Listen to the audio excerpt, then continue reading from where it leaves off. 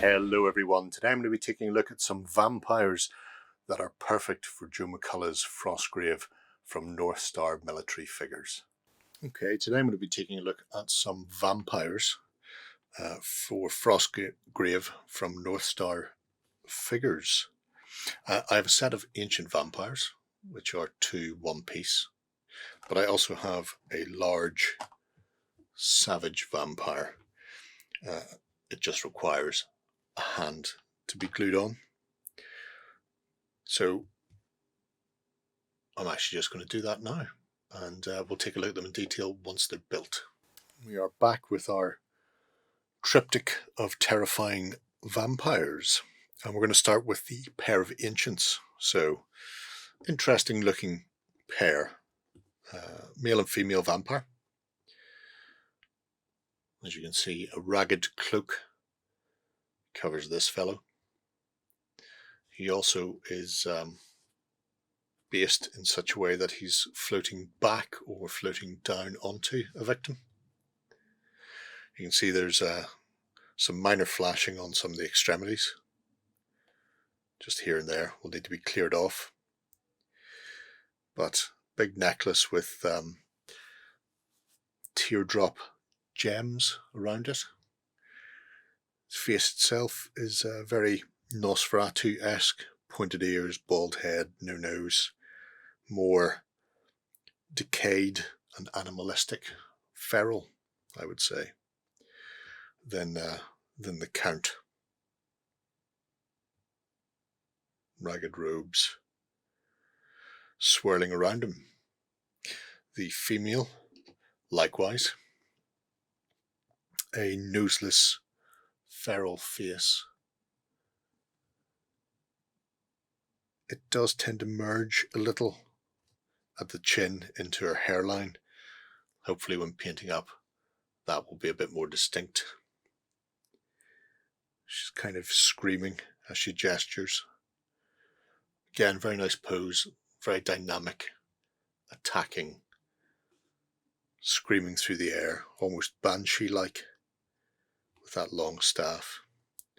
So, an interesting couple of ancient vampires. They are, roughly, because he's not standing on the ground, he's on his tippy toes, about 32mm to eye level, although he is actually closer to 40 from the base, but his foot starts in there on that rock. And the lady, who doesn't appear to be touching the ground at all, she is around 32 as well. So those ancient vampires are quite nice. This savage feral vampire is gorgeous. Long talon-like fingers ending in long talons. Again, a little bit of flashing, not much, and again, not much in the way of a seam line. The face itself has got a mouthful of fangs, and plenty of detail on the face as well that should be able to be picked out quite nicely. Got a slight bit of flashing on the back of the ear. I did have a bit of an issue with this hand going on. I pegged it on like this in the end because it matches the muscle definition relatively well. There is like a ball and socket to place it, but there's a bit of wiggle room, so it could go up and down to a certain amount and a little bit side to side. It has left me with a gap back here under the shoulder, but if I pushed to fit that gap, it was much more noticeable on the bicep on top. So I figured that's the view most people will have. That's where I don't want to have to do filling. This guy is a massive brute. He is also around 40mm tall. eyes coming in at 38mm. But, as you can see, when he's side by side with his friend, much larger. More like a giant of a vampire. So there we have it.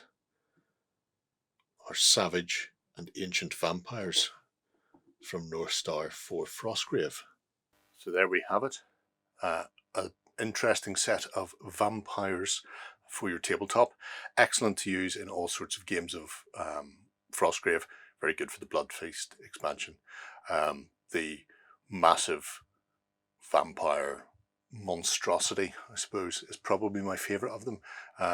The couple are very nice, very dynamic poses as well, fluttering around in the background and have that real aged and ancient look to them. But I really like that massive scavenger. He's just brutal deluxe. Let me know what you think below if you're going to be picking these up for Frostgrave. I'm going to move on. Take care.